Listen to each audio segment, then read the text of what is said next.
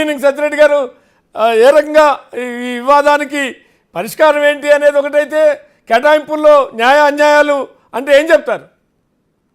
అందరికీ నమస్కారం. నమస్తే. ఇప్పుడు గోపాలకృష్ణ గారు మాట్లాడింది కూడా విన్నాను. మనము అన్నదమ్ములాగా విడిపోయినాము, అన్నదమ్ములాగా ఉండాలా. కానీ ఇక్కడ కొంతమంది ప్రభుత్వాలను అనుకోండి, ముఖ్యమంత్రులను మంత్రులను మిస్గైడ్ చేస్తున్నారు. వాస్తవాలకు పోదాం మనం.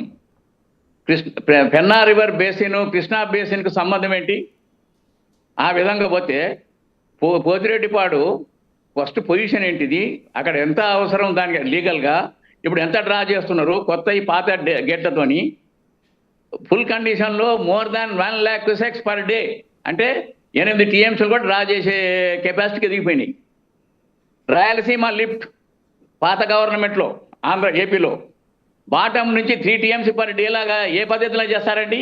ఎలాంటి హక్కు ఉందండి అక్కడ? కృష్ణా బేసిన్కు ఫైట్ చేద్దాం, అవసరాన్ని బట్టి పంచుకుందాం. ట్రిబ్యునల్ ఉంది అక్కడ, పైన సుప్రీంకోర్టు ఉన్నది, సెంట్రల్ గవర్నమెంట్ ఉన్నది. మనం సామరస్యంగా కూర్చొని ఇంజనీర్స్ మనము ఒక నిష్పక్షపాతంగా, మనం రాజకీయాలకు అతీతంగా మనం ఒక కూర్చొని ఫస్ట్ మనం శ్రీనివాస్ గారు ఫస్ట్ ఆంధ్ర నుంచి ఒక 2-3 ఇంజనీర్లు, తెలంగాణ 2 కూర్చోబెట్టి ఒక మీటింగ్ పెట్టండి సపరేట్గా. అన్ని మెరిట్స్ డిమెరిట్స్ అన్ని డిస్కస్ చేసుకున్నాక అప్పుడు పొలిటికల్ వాళ్ళ దగ్గరికి పోదాం. ఇదంతా ఎట్లయితుందంటే మిస్గైడ్ చేస్తూ ఉన్నారు. ఏ గవర్నమెంట్లో వస్తే క్లోజ్గా ఉన్న ఇంజనీర్లు పోయి వాళ్ళకి ఏదో ఎక్కిస్తూ ఉన్నారు, వాళ్ళు ఏదో చేస్తూ ఉన్నారు. ఇది కరెక్ట్ కాదండి. ఈ విధంగా మనం అన్నదమ్మలాగా ఉండాలి, అన్నదమ్మలాగా కాదు శత్రువులాగా విడిపోవాల్సి వస్తుంది. అది కాకూడదు. మా కోరిక రాయలసీమకు నీళ్ళు ఇవ్వాల్సిందే. మీకు సఫిషియెంట్ వాటర్ ఉందండి పోలవరంలో, మీరు లిఫ్ట్ ఎందుకు చేస్తారండి? మేము 600-700 మీటర్లు లిఫ్ట్ చేసి మేము ఎకరాకు 20-25 వేల ఖర్చు అయినా సరే భరిస్తున్నాము. మీకు 200-250 మీటర్లు లిఫ్ట్ చేసుకుంటే రాయలసీమను సస్యశ్యామలు చేయగలుగుతారు. పోలవరం నుంచి మీరు ఎందుకు తీసుకోకూడదు? రెండవది, ఇప్పుడు బనకచెర్లది అన్నారు, ఇప్పుడు కొత్తగా వచ్చింది బనకచెర్లది. ఆబ్జెక్షన్ ఏం లేదండి ఇవ్వడానికి. సర్ప్లస్ వాటర్ మన వాళ్ళే తీసుకొని వాడుకోవచ్చు. కానీ మా దగ్గర మాకు 950 TMC గోదావరిలో ఉంది.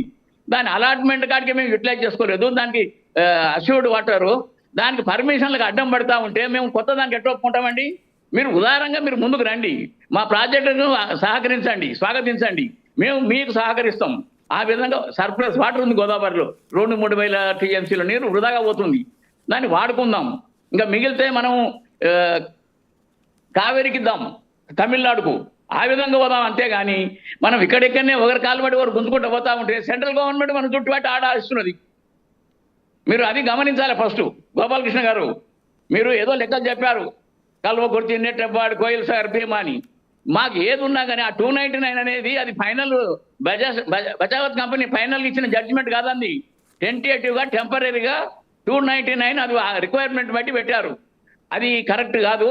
అది ఒక సంవత్సరానికైనా పెట్టారు, దాన్ని ఎక్స్టెండ్ చేసుకుంటూ పోతా ఉన్నారు. ఇప్పుడు బ్రిజేష్ ట్రిబ్యునల్లో అన్ని వస్తాయి, అలాట్మెంట్లు అన్ని సక్రమంగానే జరుగుతాయి. దాని గురించి వరి కావాల్సిన అక్కర్లేదు.